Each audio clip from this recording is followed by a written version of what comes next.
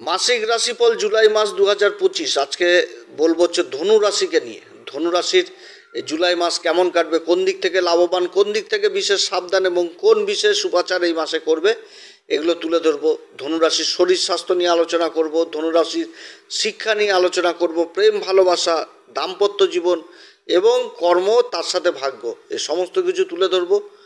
তো যাই হোক, অনুষ্ঠানটি শুরু করার আগে সমস্ত দর্শক বন্ধুদের নমস্কার জানাচ্ছি এবং তার সাথে বলবো যারা বহুদিন ধরে অনুষ্ঠান দেখছেন এখনও পর্যন্ত সাবস্ক্রাইব করেননি অবশ্যই করবেন। ধনুরাশির ঢাইয়া শুরু হয়েছে এবং ধনুরাশির সম্পর্কিত অনেক ভিডিও আমাদের এই চ্যানেলে আপলোড দেওয়া হবে। যারা জ্যোতিষী সংক্রান্ত বিষয়কে ভালোবাসেন, গুরুত্ব দেন, ইন্টারেস্টেড, আশা করছি তারা বিশেষভাবে উপকৃত হবেন। তবে আমি কোনো রকম কোনো দর্শক বন্ধুকে বিভ্রান্ত করার চেষ্টা করছি না।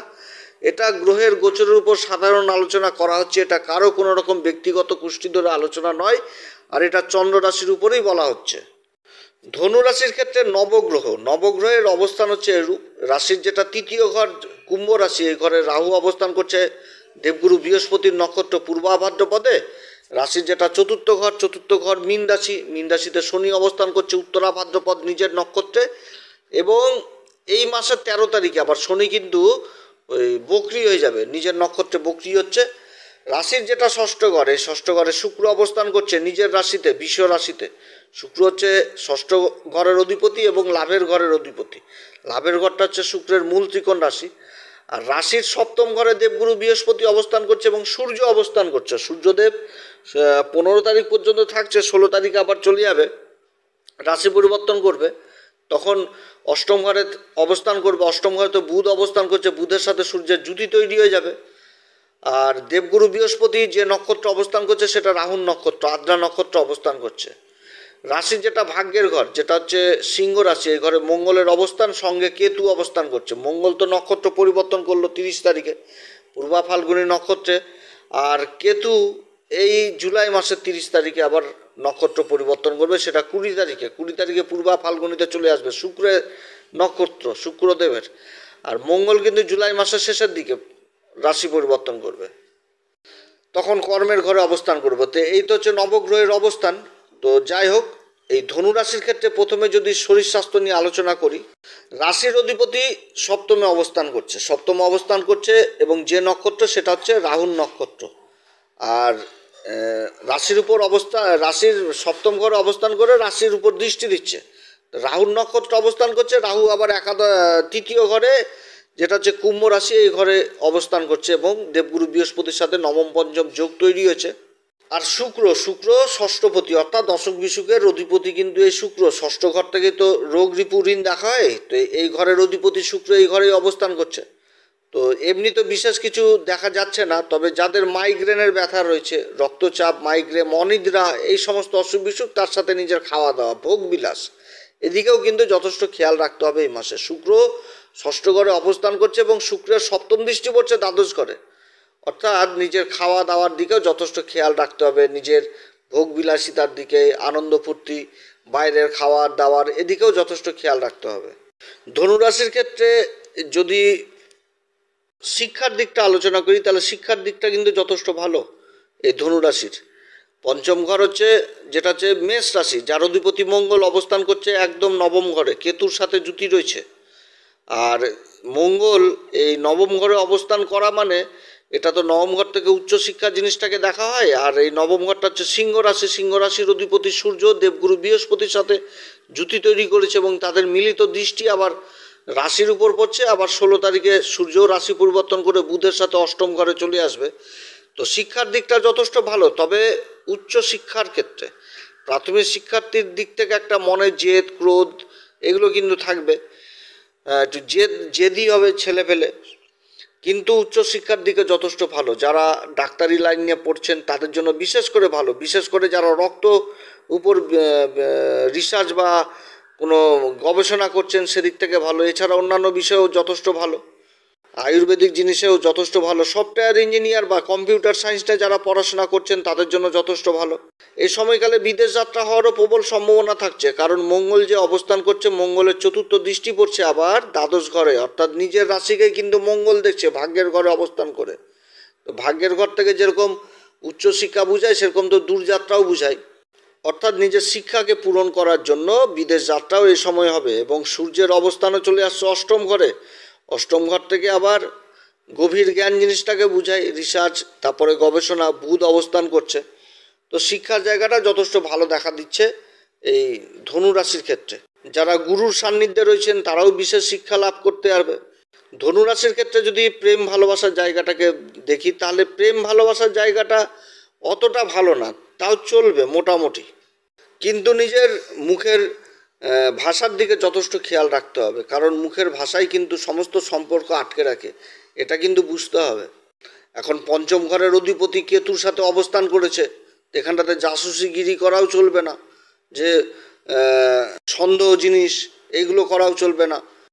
নিজেদের মধ্যে সেই জিনিসটা যদি নিয়ে আসে তাহলে সম্পর্কে কিন্তু বিচ্ছিন্ন ঘটবে। বন্ধু বান্ধব যেরকম আসবে সেরকম কিন্তু আবার দূরেও সরে যাবে। এবং পিতামাতাদের ক্ষেত্রে প্রেম ভালোবাসার জায়গাটা তো সেটা অন্যরকম। এই ক্ষেত্রেও কিন্তু পিতামাতারা সন্তানের জেদের দিকে হার মানবে, জেদের দিকে হার মানবে পিতামাতারা এই সময়কালে। ধনুরাশির দাম্পত্য জীবন নিয়ে যদি বলি, দাম্পত্য জীবন মোটের উপর ভালো থাকবে এবং ভালোই থাকবে। আদ্রা নক্ষত্রে দেবগুরু বৃহস্পতি অবস্থান করছে, এটা ঠিক। আদ্রা নক্ষত্র তো রাহুর নক্ষত্র। আদ্রা নক্ষত্রের দাম্পত্য জীবন মোটের উপর ভালো হয় না, কিন্তু দেবগুরু বৃহস্পতি যেহেতু এই নক্ষত্রে অবস্থান করে রাশির উপর দৃষ্টি থাকছে, আর দেবগুরু বৃহস্পতির সাথে রাহুর নবম পঞ্চম যোগ তৈরি হয়েছে, তো দাম্পত্য জীবনটা মোটের উপর যথেষ্ট ভালো থাকবে। জীবনসাথীর আবার অসুখ বিসুখ হওয়ারও সম্ভাবনা থাকছে, কিন্তু যেহেতু দেবগুরু বৃহস্পতি অবস্থান করছে, তো যেরকম অসুখ বিসুখ হবে সেরকম আবার ট্রিটমেন্টও হবে, প্রপার ট্রিটমেন্ট হবে। প্রপার ট্রিটমেন্টেও শরীর স্বাস্থ্য আবার যথেষ্ট ভালো হবে, কারণ সপ্তম পতি তো বুধ চলে এসছে অষ্টম ঘরে। ধনুরাশির যদি কর্মের জায়গাটা বলি, তাহলে কর্মের জায়গাটাও কিন্তু এই জুলাই মাস যথেষ্ট ভালো থাকবে। তবে সংঘর্ষ থাকবে, এটা ঠিক, সংঘর্ষ অবশ্যই থাকবে। সংঘর্ষের মধ্যেই সফলতা, কারণ লাভের ঘরের অধিপতি শুক্র ষষ্ঠ ঘরে অবস্থান করছে নিজের ঘরেই। তো কম্পিটিশন থাকবে, প্রতিনিয়ত যে কম্পিটিশন, সেই কম্পিটিশনও যথেষ্ট এগিয়ে থাকবে এবং লাভও যথেষ্ট করতে পারবে। সংঘর্ষ এই কারণে থাকবে যে কর্মের ঘরের অধিপতি হচ্ছে বুধ চলে এসছে অষ্টম ঘরে। তো অষ্টম ঘরে কর্মের ঘরের অধিপতি অবস্থান করছে, এখানটাতে সংঘর্ষ জিনিসটাও বুঝাচ্ছে, সংঘর্ষ অত্যধিক থাকবে।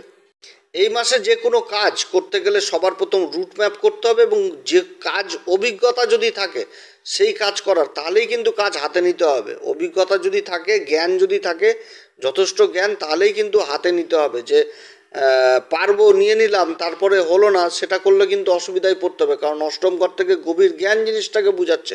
অর্থাৎ অভিজ্ঞতা যদি থাকে সেই কাজেই হাত দিতে হবে, কিংবা সেই কাজ করার আগে যথেষ্ট অভিজ্ঞতা নিয়েই নামতে হবে, তাহলে যথেষ্ট সাকসেস পাবে। আবার যারা পার্টনারশিপে ব্যবসা বাণিজ্য করার চিন্তা ভাবনা করছেন তাদের জন্য যথেষ্ট ভালো। যারা সোনা চাঁদি, তারপরে পিতল কাঁসা ব্রোঞ্জ, এই সমস্ত কাজের সাথে যারা যুক্ত রয়েছেন সেই কাজগুলোতে বিশেষ উন্নতির যোগ রয়েছে। এছাড়া যারা ইলেকট্রনিক্সের কাজের সাথে যুক্ত রয়েছেন তারাও বিশেষভাবে প্রভাবিত হবে। যারা কম্পিউটারের ব্যবসা করছেন বা সফটওয়্যার জনিত কোনো কাজের সাথে যুক্ত রয়েছেন সেই কাজগুলোতে উন্নতির যোগ রয়েছে। মিডিয়ার সাথে যারা যুক্ত রয়েছেন, সেলসের কাজে যুক্ত রয়েছেন, তারাও বিশেষভাবে প্রভাবিত হবে। স্ত্রীবর্গীয় কাজের সাথে যেরকম অলংকারের কাজ, কসমেটিকের ব্যবসা, রেডিমেড গার্মেন্ট, এই সমস্ত কাজের সাথে যারা যুক্ত রয়েছে বিশেষভাবে উপকৃত হবে। ভূমি সংক্রান্ত কাজগুলো যথেষ্ট ভালো হবে। দীর্ঘদিন ধরে আটকে থাকা কোনো কাজ, জায়গা জমি সংক্রান্ত, সেই কাজগুলোও কিন্তু এই সময়কালে যথেষ্ট ভালো দেখা দিচ্ছে এই ধনুরাশির ক্ষেত্রে। প্রশাসনিক দিক থেকেও যথেষ্ট লাভবান হবে যে কোনো কাজে। শনি চতুর্থ ঘরে বক্রি হচ্ছে। চতুর্থ ঘরে শনি বক্রি হওয়া মানেই ভূমি সংক্রান্ত কাজগুলো, যেগুলো বিগত দিনে ছাড়া পড়েছিল বা কোনো রকমভাবে হচ্ছিল না, সেই কাজগুলোও কিন্তু এই সময়কালে উদ্ধার হবে। যারা বড় বড় টেন্ডারের আশায় রয়েছেন সেই টেন্ডারজনিত কাজগুলো হবে, বা কিংবা বড় বড় প্রজেক্টের কাজের সাথে যারা যুক্ত রয়েছেন বা প্রজেক্টের আশায় রয়েছেন, প্রজেক্ট লাভ করবে।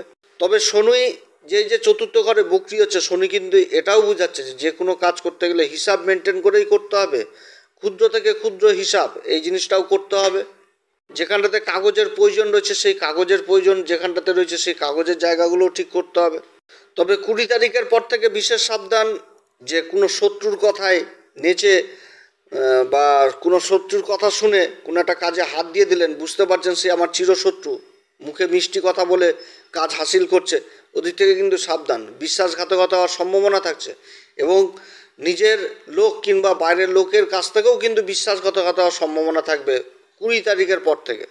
যখন শুক্র অবস্থান করবে এই মৃগশিরা নক্ষত্রে, আর বুধ যখন আবার অশ্লেষা নক্ষত্রে অবস্থান করবে, তখন কিন্তু আবার একটা আলাদা মুভমেন্ট তৈরি হবে যে নিজের হকের জিনিসকে ছাড়বে না। পৈতৃক সম্পত্তিজনিত কোনো যদি বিবাদ থাকে, সেই বিবাদের কিন্তু অবসান হবে এই জুলাই মাসে। সূর্য যখন চলে আসবে, বুধের সাথে অবস্থান করবে অষ্টম ঘরে। কিংবা জায়গা জমি সংক্রান্ত যদি কোনো বিবাদ থাকে, তারও কিন্তু অবসান হবে। বা জায়গা জমির কাজের সাথে যারা যুক্ত রয়েছেন, সেই কাজগুলোতেও যথেষ্ট প্রফিট। ইন্স্যুরেন্স জনিত কাজের সাথে যারা যুক্ত রয়েছেন, ফাইন্যান্সের যারা রয়েছেন, ব্যাংকিংয়ের কাজে যারা যুক্ত রয়েছেন, তাদের জন্য যথেষ্ট ভালো মাস হবে এই জুলাই মাস। এবং সরকারি কিংবা বেসরকারি কাজের সাথে যারা যুক্ত রয়েছেন, মাসের মধ্যভাগ 16 তারিখের পর থেকে একটা পরিবর্তনও একটা বুঝাচ্ছে যে কর্মক্ষেত্রে পরিবর্তন হয়ে যাওয়া।